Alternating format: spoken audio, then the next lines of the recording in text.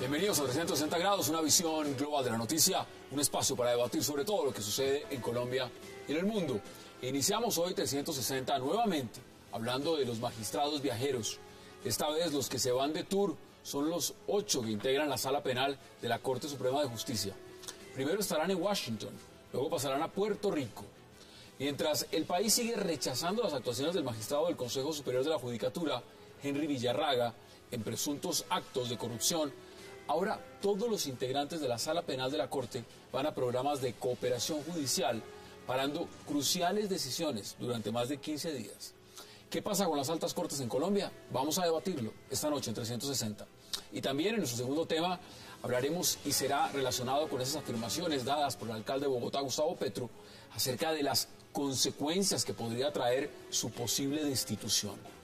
Petro dijo en una entrevista que si es destituido podría sucederle al país lo mismo que pasó el 19 de abril de 1970 cuando nació el M-19. En una entrevista con la W Radio, el alcalde Gustavo Petro manifestó que si el procurador decide retirarlo del cargo, podría suceder algo similar a lo que vivió el país el 19 de abril de 1970 en medio de las polémicas elecciones presidenciales entre Misael Pastrana y Gustavo Rojas Pinilla. ¿Qué pasará si es destituido Gustavo Petro? Vamos a debatirlo esta noche en 360. Y también hablaremos esta noche, y serán, por supuesto, enmarcadas las declaraciones que están enviando diversos líderes del partido Cambio Radical, diciendo que sí quieren que su candidato presidencial sea Germán Vargas Lleras. Miembros de Cambio Radical como Antonio Guerra y Germán Barón han dicho a diversos medios que están expectantes a la decisión del presidente Santos de si va o no por la reelección, y que en caso de no suceder, el plan B es el exministro Germán Vargas Lleras. ¿Se viene Vargas como candidato? Tema de debate en 360, y no se muevan, que ya en segundo le damos la bienvenida a nuestros invitados.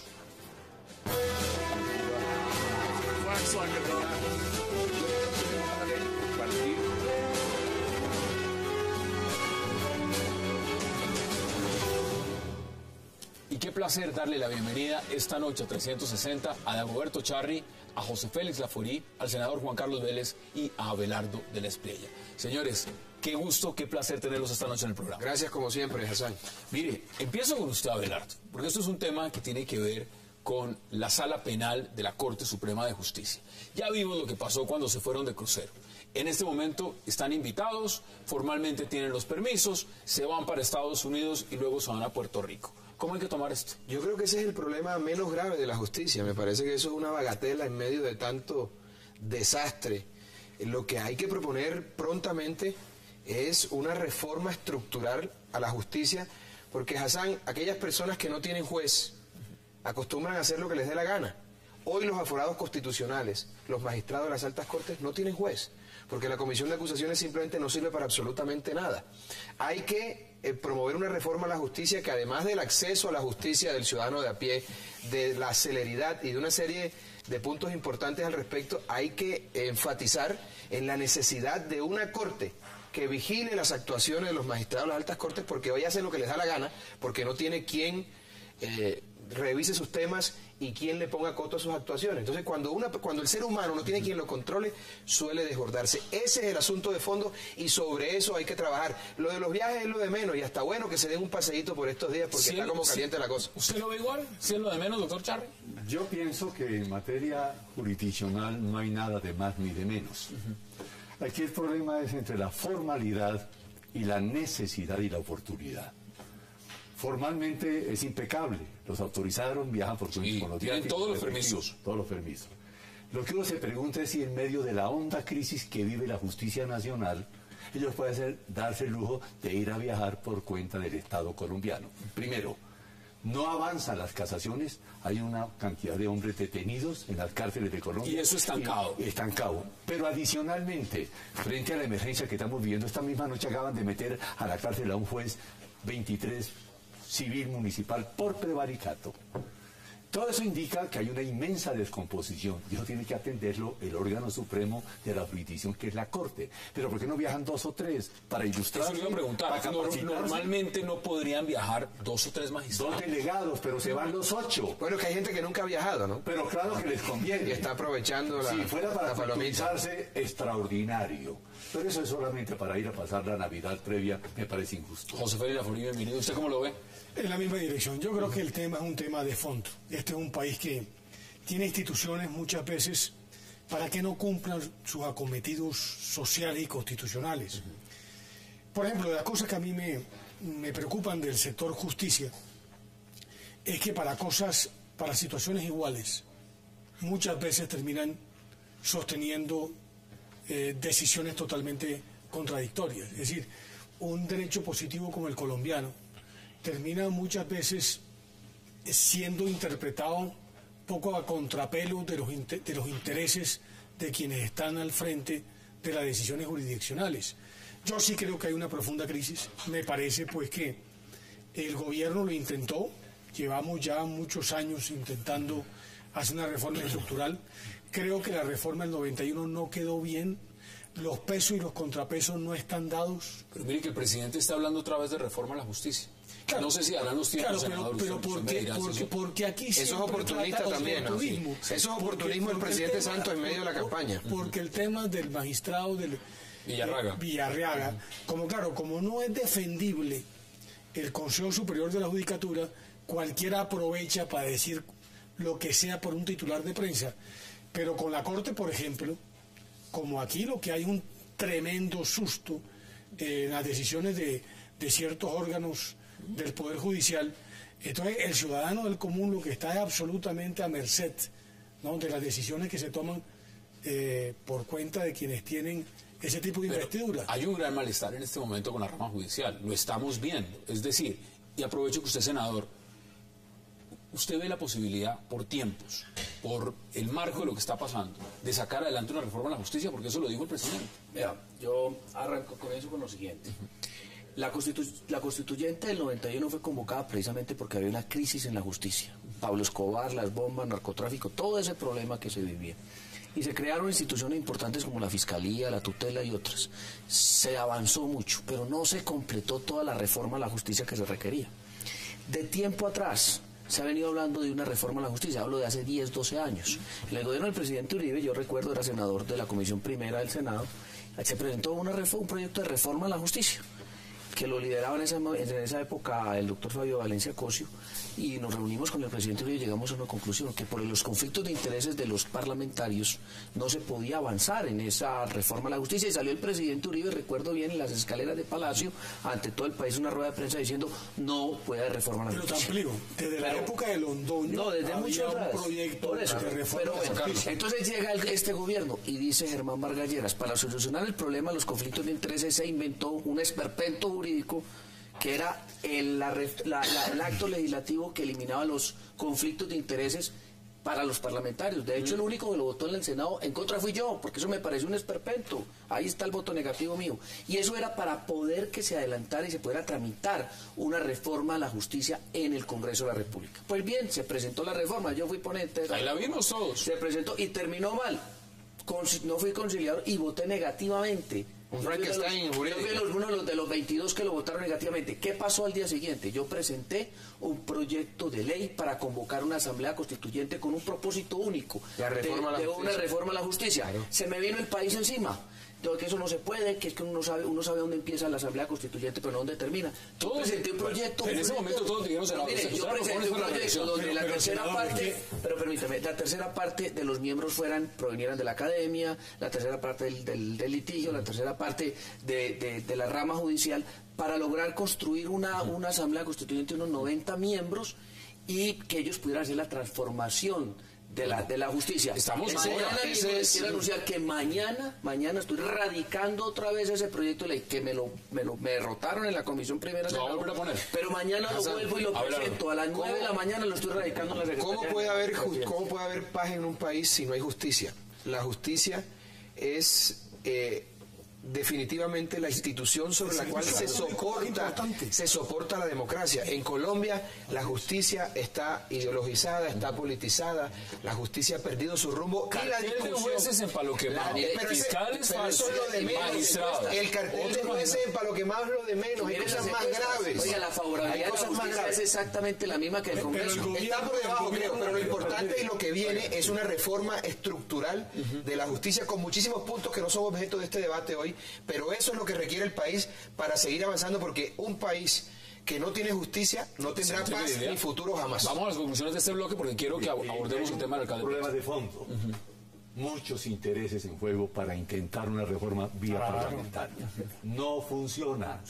Ya no funcionó y no va a funcionar. Hay que buscar Asamblea Nacional Constituyente para que no habiendo, óigame bien, derechos adquiridos, como ocurrió en el año 91, podamos de fondo destituir, reemplazar, óigame bien, nombrar. Porque de otra manera, vía parlamentaria no es posible. Pero además, por dos razones que hay que decirla con claridad. El gobierno dice que va a presentar un proyecto de reforma de la justicia. Y lo primero que hace es intentar hablar con las Cortes para ver qué tipo de reforma eventualmente a la Corte les interesa. Primer punto. Y segundo punto, cuando llega el Congreso, ¿no?, todos los parlamentarios están mirando a ver si lo que dicen no mortifica a los magistrados de la sala penal, porque automáticamente le abren un proceso y hasta ahí llegó la posibilidad. Usted me permite, yo le cuento una incidencia que el país no sabe. Brevemente, claro. Mire, en la reforma a la justicia hubo una reunión en Palacio, cuando la reforma a la justicia no se veía que estaba a punto de fracasar en los debates que se estaban adelantando en el Congreso. Entonces nos citó el presidente, yo era ponente. Y entonces cada uno, la rama judicial, el Poder Legislativo y el Poder Ejecutivo, cada uno presentó una propuesta. La idea inicial de la reforma a la justicia era facilitar el acceso al ciudadano a la justicia y hacerla más expedita y más eficaz, que es lo que estamos buscando desde hace tiempo, es una reforma a la justicia. No, esto terminó en un pacto en Palacio, esto el país no lo sabe. Pero ahí fue donde la reforma a la justicia se cayó y donde hubo tres responsables. No fue el Congreso, es que al final el agua sucia la chupó el Congreso. Las altas cortes, el Congreso y el presidente, porque el pacto de Palacio fue el siguiente. El presidente quería la supresión del Consejo Superior de la Judicatura. Que lo está diciendo otra vez. Se aprobó. Entonces, listo, señor Ejecutivo, tiene usted lo que quería.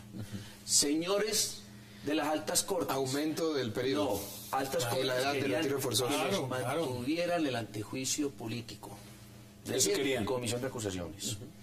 Y el Congreso quería la doble instancia en el juzgamiento.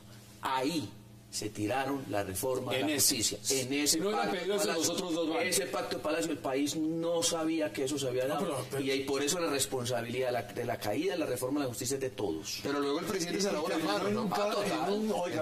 Yo quiero grave, Hassan, en un intercambio de favores. Claro. Tú me precluyes y yo te amplío el término para que tengas 4 años más y te retires solamente a los 70. Pues, entonces se hundió el proyecto. Señores, en esas estamos. Y otro tema que me parece que las Cortes nunca han querido, que es que la reforma del 91 terminó entregando una serie de facultades nominadoras políticas. Ese es el otro gran problema. Ese es el otro gran problema. Todo el arreglo institucional colombiano. Ese es el otro gran problema. Miren, quiero que vean en imágenes, porque vamos a cambiar de bloque cuando vayamos a la pausa, cómo despidieron a los magistrados, porque es importante ver cómo siente el colombiano lo que está pasando con las altas cortes en Colombia. Veamos las imágenes. Al volver otra vez, en mi mente quedó grabado el paisaje azul de la primera. Qué lindo es volver al lugar nativo y poder recordar con los viejos amigos la dulce infancia. La pelota de trapo, el barquito del papel.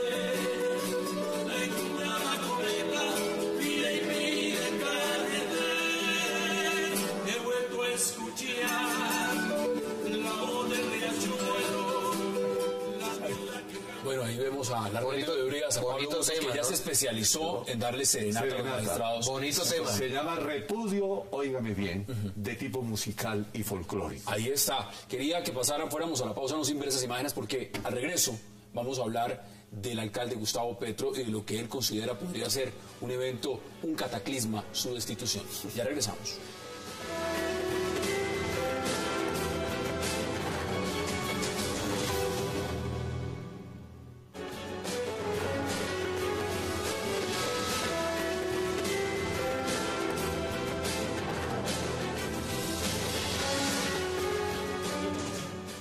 Regresamos a 360 y estamos viendo imágenes del señor alcalde de Bogotá, Gustavo Petro, porque ha dado unas declaraciones y por supuesto se ha generado reacciones también. El tema de esa investigación que se adelanta en la Procuraduría y por supuesto dentro de una situación donde se podría dar una destitución y una posible sanción del procurador Alejandro Ordóñez, pues ha dado unas declaraciones. Veamos las declaraciones y entramos a debatir sobre ellas. Lo que usted quiere decir entonces es que si llega a darse una destitución suya por parte de la Procuraduría, ¿podría suceder algo similar a lo del 19 de abril? El efecto sobre la historia del país es similar. ¿Y lo que sucede en las calles podría ser similar también? El 19 de abril en las calles no sucedió nada extraordinario, pero las consecuencias históricas fueron a profundidad. Y te lo voy a explicar con más detalle. Un golpe contra una forma de gobernar diferente, porque es diferente, no porque el que esté gobernando de manera diferente cometa delitos, que sería otra situación completamente diferente, sino un golpe contra un gobierno diferente solo porque es diferente. Es un golpe contra la democracia. Y en esa medida genera históricamente hacia adelante barbarie, porque lo contrario a la democracia es la barbarie. Y te voy a explicar un poquito más concreto a ti y a los oyentes para que me entiendan por qué actúo así. Ese audio es cortesía de W Radio y por supuesto escucha uno al alcalde Gustavo ¿Qué tal eso? Bueno, yo les pregunto. Hay una... José Félix Laforí dice claramente, sería un golpe a la democracia, porque es un gobierno diferente. ¿Usted cómo ve las declaraciones? No, a mí me parece que son unas declaraciones irrespetuosas contra la sociedad colombiana y por supuesto contra la democracia. Yo tengo varias imágenes. La primera es que los crímenes de la izquierda siempre han quedado impunes. La izquierda tiene rótulos que a mí me parece que son apropiaciones indebidas. Izquierda democrática, los demás partidos no son democráticos. Progresista, lo demás no, lo demás es la caverna. Es decir, es siempre jugando con las palabras, cuando en el fondo lo que hay es el cuento de los sepulcros blanqueados. Es decir, él, mientras que a un tipo como Fernando Londoño un día, la Procuraduría de Maya terminó por inhabilitarlo durante 14 años, porque dijo que un juez prevaricaba al sacar de la cárcel a un mafioso como los Rodríguez Orejuela. El señor Londoño hoy en día está por fuera de la política y simplemente lo aceptó con humildad republicana, pero cuando se lo toca a ellos no. Es decir, ¿cuántos... Sí, la ley del embudo. La ley del embudo. ¿Cuántos políticos que tuvieron o no contacto con los paramilitares están hoy en día destituidos por fuera de la política? Todos los que tú quieras. Tocaron a la señora Piedad Córdoba, automáticamente toda la izquierda protesta. No, yo creo que el país tiene que reaccionar contra eso, porque el señor Petro no puede estar por encima de la ley. Las declaraciones son por igual. Es comparar la posible destitución con lo sucedido el 19 de abril de 1900. Eso es exagerado porque hay una gran distancia entre Gustavo Petro y Jorge Eliezer Gaitán, ¿no, maestro? No, ya estamos hablando de Rojas Pinilla y Pastrana, en el marco de lo que fueron esas... Y por eso, pero en algún momento comparó también con ese momento histórico y ahora con el tema de Rojas Pinilla y Pastrana. Es decir, el ego de Petro es tan grande que se cree más importante que todos y que cree que la ley a él no debe aplicársele. Mire, yo le quiero decir una cosa, yo no estoy de acuerdo con el poder sancionatorio que tiene el Procurador General de la Nación. Me parece que es un poder excesivo, pero eso es lo que consigna el texto legal. Eso es diferente. Entonces, si el procurador tiene esa potestad legal hasta ahora, puede, en uso de esas facultades legales, iniciarle un proceso que no sabemos si va a terminar mal contra Petro. Petro se está adelantando para generar una solidaridad mediática polarizando, que es lo que le gusta hacer a él, para dividir, y eso es supremamente grave. Estuvo el abogado del alcalde Gustavo Petro que llevó ya el caso ante la Comisión Interamericana. Es un discurso incendiario, es un discurso que le hace un flaco favor a la democracia, y lo que muestra es que Petro se cree por encima de la ley y se cree un ser superior más importante que el resto de mortales. Eso es lamentable de un hombre que dice ser democrático. Hay un poco de paranoia populista. Hay un rumor. El rumor supuestamente es que podría venir una destitución, pero es un rumor. Y no Nadie lo sabe. Óigame, Hassan, y no le quepa ninguna duda que está destituido. ¿Usted lo ve de esa El forma? pliego de cargos así lo indica. porque hubo una prevención para que no hiciera la recolecta de las basuras, por falta de técnica e improvisación. Y eso lo calificaron, óigame bien, como una culpa gravísima de carácter doloso que da para la destitución, y primero la suspensión y luego la destitución y luego la inhabilidad. Sí, la inhabilidad que inferior. Pero no sería muy grave llegar a esa posición, y se lo pregunto también. Se está adelantando, y lo dice el alcalde Gustavo Petro, dice, se está adelantando un proceso de paz. Sí. En el momento en que a mí me destituyan, esto tiene repercusiones en La Habana, dice él. Y por eso dice, esto puede llegar a tener el alcance de lo que tuvieron los sucedidos el 19 de 19. No, pero que Petro es inteligente, quiere enredar todo. Quiere enredar todo, eso es lo que está haciendo. Tener en cuenta esto. La medida cautelar es de obligatorio cumplimiento en Colombia, la acaba de decir la Corte Constitucional, las que provienen de la Convención Americana de Derechos Humanos. Punto 1. Tiene que adelantársele para que el procurador no pueda proferir la decisión. Si sale antes de 15 días, paraliza la acción exorbitante del Procurador General de la Nación. En eso es que andan, pero eso es legal y es constitucional, claro. Y además sí, es un control de convencionalidad que tiene jerarquía constitucional, de manera que eso es viable. Tiene que parar antes de que profieran la decisión. Después, Roma lo oculta, cosa decidida. Senador, ¿usted cómo lo ve? Pues lo primero es que recordemos que Petro votó por el procurador, siendo él senador, y escogió a quien lo disciplinara. Yo no sé por qué está cuestionando ahora a una persona por la que él votó y lo consideró. ¿Votó por su posible guillotina? Claro, por quien lo iba a disciplinar. Es que eso es un beneficio que no tiene ningún alcalde ha tenido el país. Es el único alcalde del país que tuvo la posibilidad de elegir a la quien lo iba a disciplinar. A su juez disciplinario. A su juez disciplinario. Y lo otro es que, mire, de todas maneras, cualquier decisión que adopte el procurador es un acto administrativo que tiene control de legalidad en el Consejo de Estado. Entonces, si está violando la ley el procurador, si está excediéndose, pues cabe la posibilidad que el Consejo de Estado determine si lo que hizo lo hizo bien o no lo hizo bien. Nulidad y restablecimiento del derecho. Por eso. Pero entonces aquí tampoco es que no tengan las garantías y que el procurador esté excediéndose en sus funciones. Ahora, pero hay que reconocer la legalidad. Hay que reconocer algo. Petro ha sido hábil, es un hombre inteligente, y lo que está, repito, como lo dije anteriormente, es creando un ambiente mediático, polarizando además también a la sociedad para contener de alguna manera las intenciones de la Procuraduría. Es decir, él está cumpliendo un plan trazado estratégicamente que me parece que es válido porque es una defensa de ruptura, por fuera del asunto legal. Pero es deleznable desde otro punto de vista, viniendo de un hombre que se precia de ser demócrata, y al final lo que está demostrando es un irrespeto por las decisiones judiciales. Tiene que estar sujeto a eso. No guste o no, el procurador tiene esa posibilidad. Pero hay una cosa que es muy clara, es decir, el país se dio cuenta porque en la televisión pasaron los camiones de basura, la manera como lo recogían, y la crisis sanitaria que eventualmente generó. No, déjame terminar el argumento. Termino el argumento. Por supuesto, yo no soy abogado, pero es evidente que cuando un empleado público, profesor Laforia, abogado. Cuando un empleado público está obligado a cumplir las normas en la materia, violó la ley 142, violó los decretos reglamentarios de la ley en materia de servicios públicos, especialmente en el aseo, que dice que tiene que ser continuo, que tiene que hacerse de manera técnica, y es evidente pues que la forma como recogieron la basura no lo hacían.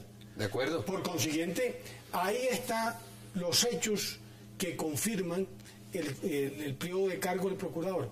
¿Por qué él ahora viene a argumentar razones de carácter político para tratar de justificar? Es una defensa de ruptura. Es una defensa de ruptura. Hay otras cuando en el fondo debería ser una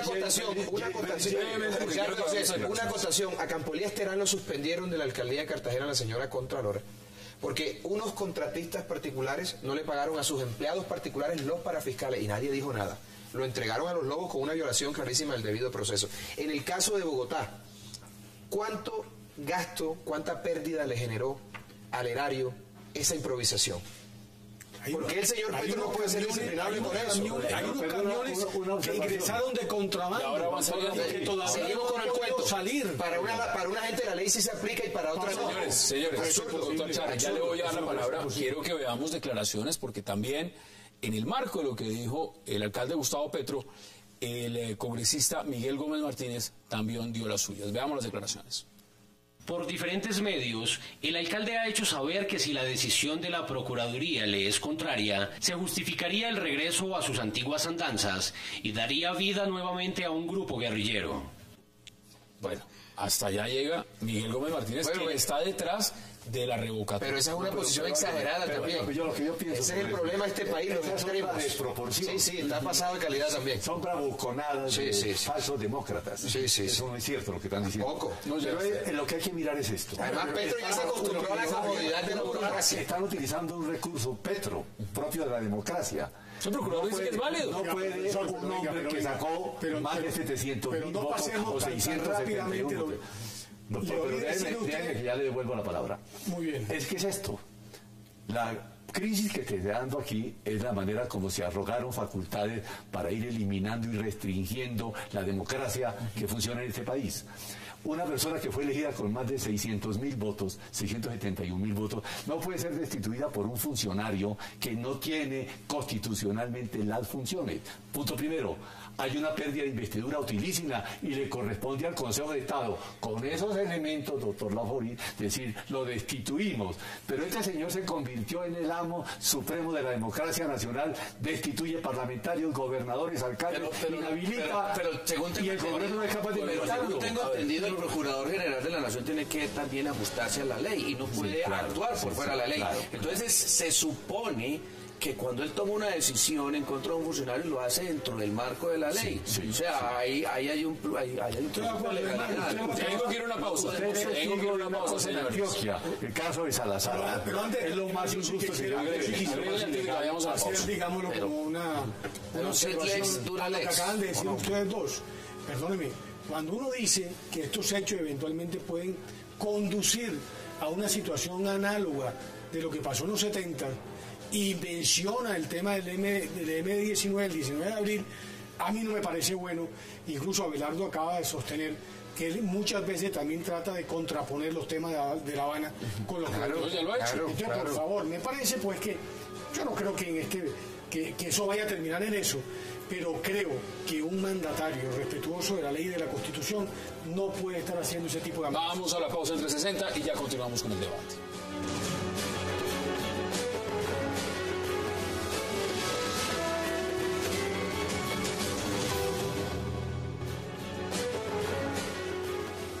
Regresamos a 360. Mira, acá hay un tema que es más amplio y lo han puesto ustedes sobre la mesa. No se trata únicamente de las declaraciones. Es que aquí se está negociando en La Habana.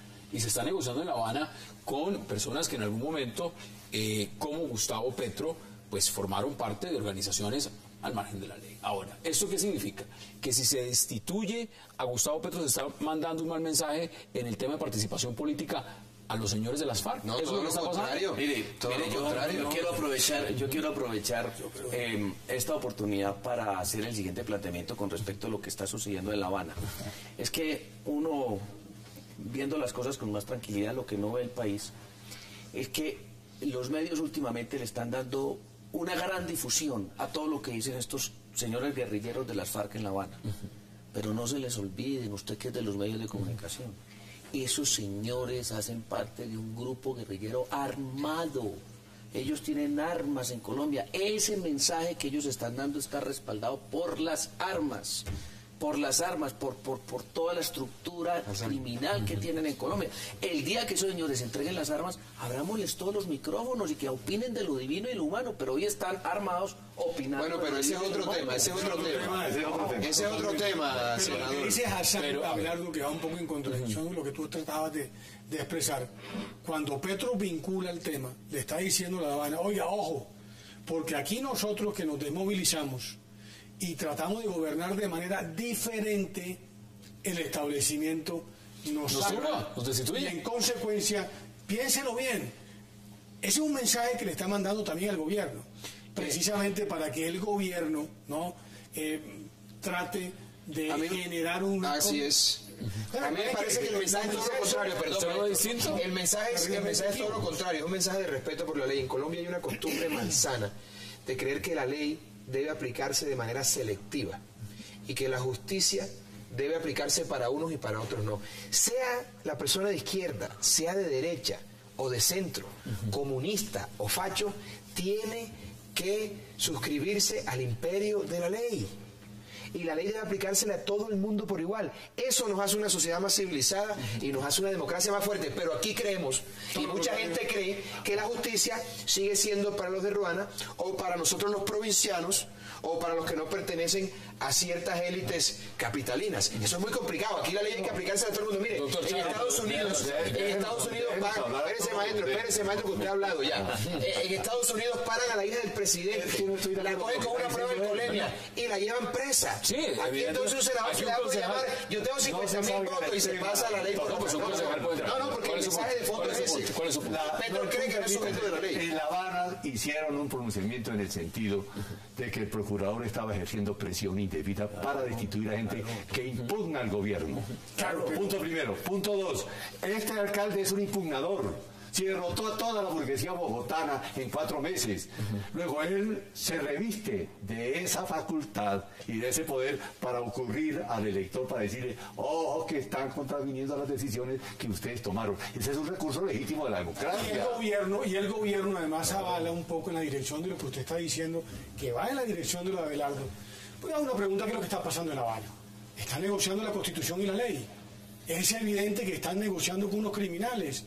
Cuando la democracia se fortalece es confrontándolo, con más justicia, con mucho más capacidad de respuesta militar a aquel que violenta la sociedad. ¿Eso no fue lo que pasó antes? Claro. Y tocó de todas formas llegar al proceso de la negociación. Por eso están sentados en La Habana, dicen muchos sectores. Sí, Hay pero que sentarse a negociar. Yo discrepo de eso. ¿Por qué? A ver, en gracia de discusión, porque una gente que no ha sido vencida, porque la guerrilla no ha sido vencida, No ha sido derrotada. ¿por qué tiene que entregar las armas antes de? ¿A cambio de qué? A cambio, no, yo no estoy de acuerdo con eso. Y ese fue el gran error de la autodefensa. Y de Pastrana. Entregar las armas antes de los acuerdos, porque este es un Estado conejero.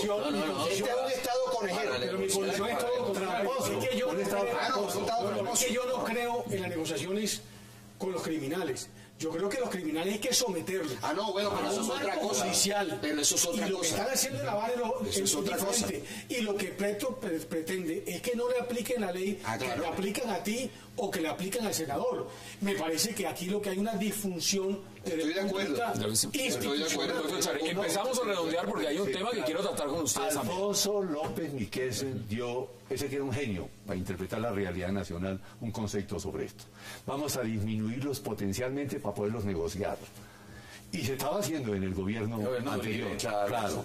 Ahora bien, no están vencidos, no están derrotados. Sí. Hay que entregar cosas y dar cosas. Para eso se negocia. Es una negociación, ¿Por qué el gobierno no tiene la misma posición para con el ELN? Porque el ELN sí está derrotado militarmente. Y el ELN entonces con el ELN tenemos que otra vez volver a negociar el país en una negociación en Uruguay.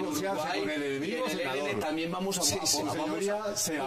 votar un referendo por el ELN. Hay que negociar dando y dando. Estoy de acuerdo. La conciliación. Estoy de acuerdo. Vamos a las conclusiones. Vamos a respetar la Constitución. Los 44 Eso es válido. Estados Unidos dice que no negocia con los terroristas. Y es una política de Estado. Pero aquí la política de Estado la hace el presidente de España, no negocia la negociación. Está bien, pero el presidente, el Estado y el jefe de gobierno ha trazado esa política de Estado. Esa es la verdad. Él está detentando el poder, ¿o no? No, definitivamente yo recojo lo que ustedes han dicho y estoy de acuerdo. O sea, el alcalde de Bogotá, Gustavo Petro, quiere que le apliquen otra norma diferente a la que le aplican al común de los ciudadanos. Y él cree que si a él lo sanciona el procurador, pues con él se está cometiendo una injusticia que meritaría casi que una sublevación. Algo que no le queda bien a un alcalde. Eso proveniendo de un alcalde de una ciudad como Bogotá no está bien. Mire. O sea, una persona que diga que si a mí la ley me la aplican y a mí no me gusta cómo me la aplican, entonces yo me voy a sublevar. A mí me parece que eso no está bien. Así como pasan este tipo de cosas que tienen asidero en el derecho, hay cosas como la de Piedad Córdoba, por ejemplo. Sanciones que son abiertamente injustas. Unas pruebas ilegalmente obtenidas y con fundamento en esas pruebas las sancionan. Tampoco podemos aplaudir eso. Así como en este caso hay razón. Pero si hubiera sido injustas, un momento, el Consejo estaba validado. Está en trámite la acción. pero son abiertamente injustas, senador. Por favor, pruebas ilegalmente obtenidas. Si uno permite eso frente al opositor, el día de mañana se la aplican a uno mismo. Pero Abelardo, usted tiene se la aplican a uno mismo. No, es que me parece, por favor, la Procuraduría en el caso de Piedad no tomó esas pruebas. Lo que hizo fue cotejar una cantidad de hechos. Eso es absurdo. Que claramente. Eso desde el punto de vista. Perdón, José Félix, eso desde el punto de vista legal. Eso no funciona de esa manera. Para que puedan No, violación clarísima del debido proceso. Mi conclusión sobre eso. De sus conclusiones sobre el punto. No confundir los procesos políticos con los procesos puramente jurídicos. La Corte Constitucional y la Corte Suprema de Justicia dijo, no tendremos en cuenta los contenidos de lo que encontraron allá con Reyes porque fueron obtenidos de manera ilícita y la prueba ilícita tiene que ser excluida del proceso y no se podrá tener en cuenta nunca más. Es un principio universal. Eso es universal. Pero dos, son procesos políticos. Pero eso es lo que pretende el procurador, inhabilitar a Petro para que no sea tan contendor en el 2018. Mire lo que hablaba ahora José Félix con toda razón, la disfunción que tenemos en este momento.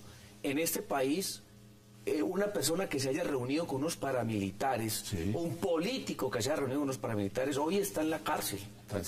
Pero los que se han reunido con las FARC en La Habana, porque ya el mismo procurador dijo que tenía pruebas. No dan lecciones de democracia. Esos no tienen en este momento ningún problema ante la justicia penal. Esos no están en la cárcel. Aquí lo que necesitamos también es que los que se hayan reunido con las FARC se vayan para la cárcel. Es un punto importante. Yo he defendido a políticos por farcopolítica. Porque y por parapolítica, también las dos, por las dos. Pero también se les han hecho a ellos imputaciones gravísimas por reuniones con dirigentes de la izquierda. A ver, permítame. Bueno, me va a tocar en tutelar para hablar. Me va a tocar en tutelar. Caballeros, tenemos otro tema sobre la mesa. No. ¿Qué tal los el rasero con el que se... Perdón, no estoy de acuerdo con usted ahí. El rasero con el cual se ha medido a las personas vinculadas con el paramilitarismo no es el mismo con el cual se ha medido a las personas que se relacionan con la izquierda, me refiero a la izquierda armada, a la guerrilla. Sí, claro. Ese es el gran problema de este país, la justicia sigue siendo selectiva. 15 segundos. Me parece que la discusión es una discusión absolutamente sesgada. Aquí en Colombia la gente no respeta las normas sobre las cuales la sociedad tiene que convivir. Y entonces aquí se aplican de acuerdo, porque aquí terminamos simplemente politizando la justicia. Si el ministro de Defensa se hacen normas para ha dicho que la marcha patriótica está vinculada a las FARC, ¿por qué los de la marcha patriótica en este momento no están en la cárcel? Vamos a la pausa, porque de regreso vamos a hablar de Germán Vargas Lleras.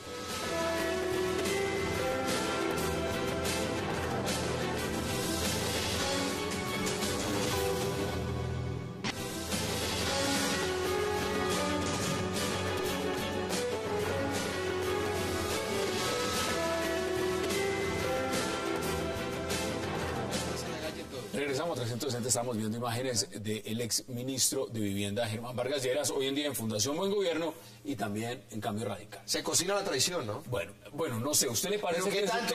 A ver, pero ¿cómo puede uno escandalizarse de una traición de un Vargas Lleras a un Santos Calderón? Me parece que es un proceso biológico natural. Va a ser el Santos de Santos.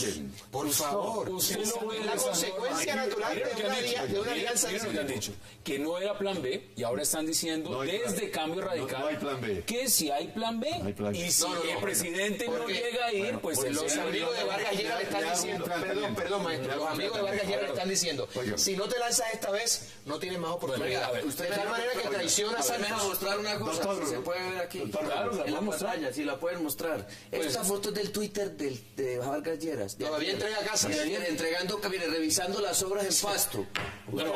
Ahí se puede ampliar, déjela usted, la deja ahí quieta, la vamos a ampliar. Mire, ese es del Twitter el que está sin casco.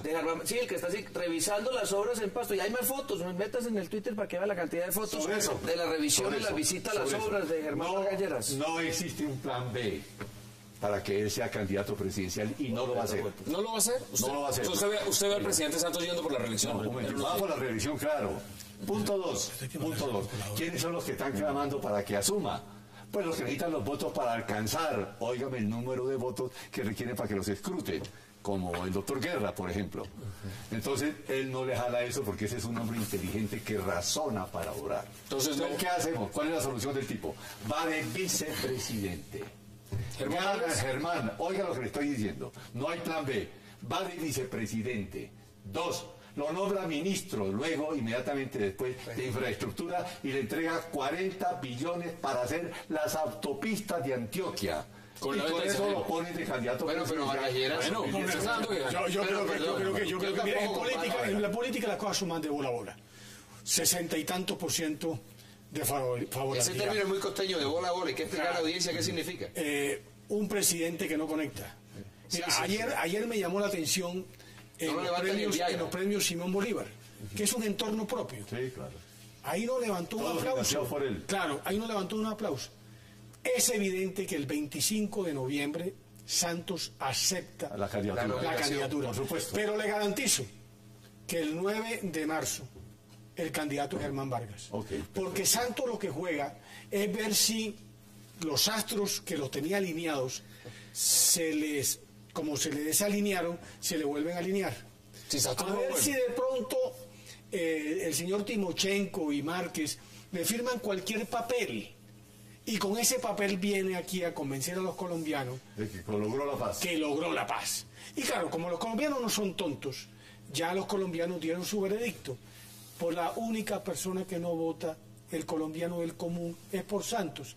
En consecuencia, el único plan que hay realmente es el plan de Germán Vargas. Eso se sirve el plan. Germán Vargas, lo ve claro. Mira, con Santos o sin Santos, Germán Vargas lo que no es tonto. Él está esperando que le digan el relevo. Pero si no se lo dicen, también se lanza. Nosotros los uribismos nos estamos preparando para dar la pelea con Santos y con Germán Vargas Lleras. Porque cualquiera de los dos en cualquier momento es el candidato. Le voy a decir una cosa. El hecho de que Germán Vargas en las encuestas le va mucho mejor a Germán Vargas. No se haya inhabilitado. Es sintomático. Eso ya es un sintomático. Yo me retiro para no inhabilitarme. A la Fundación Buen Gobierno. No le haya quitado la personalidad. En las encuestas le va bien.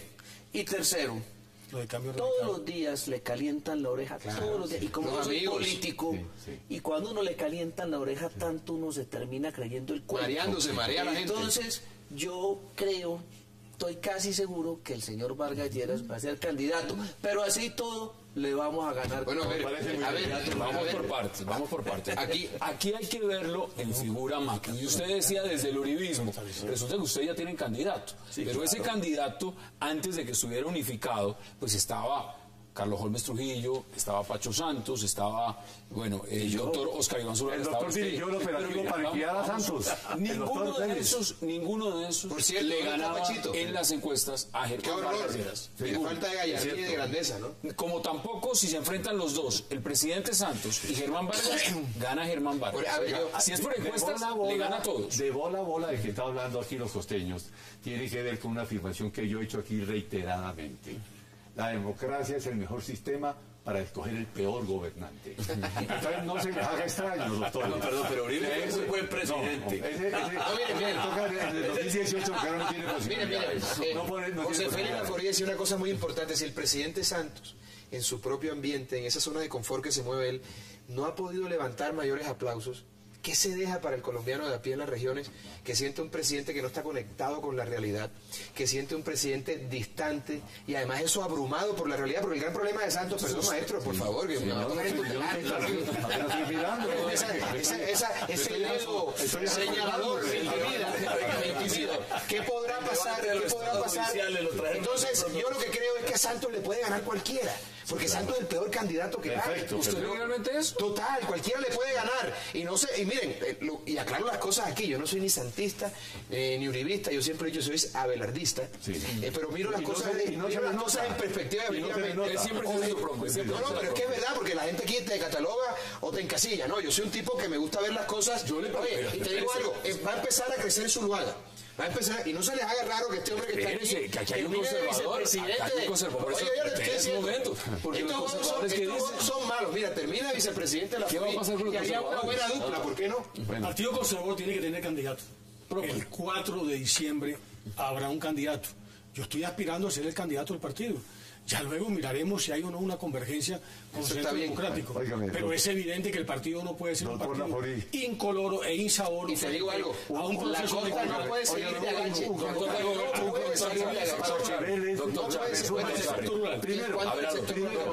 Primero, el doctor Álvaro Uribe pone más de 2 millones de votos en la Dice que pone elección. 4. Bueno, pero él dice eso. Soñar no cuesta nada. Pero un momentico, eso le da mínimo de 15 a 20 senadores. El mismo día, a las 5 de la tarde que terminen los escrutinios, la mitad del conservatismo, incluido el doctor Laforí, están adhiriendo a Álvaro Uribe Vélez. Y ese mismo día, óigame, el partido de la U, el más del 50% también le adhiere y queda lista la reforma constitucional para la candidatura de su jefe en el 2018.